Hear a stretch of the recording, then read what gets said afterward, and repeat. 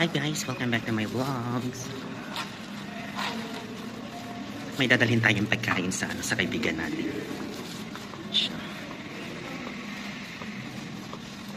Ito, maglalagad tayo papunta sa labas.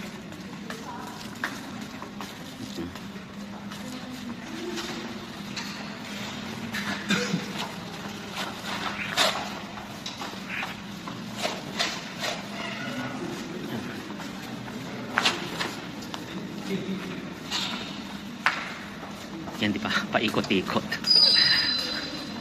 Yan. Malapit na tayo.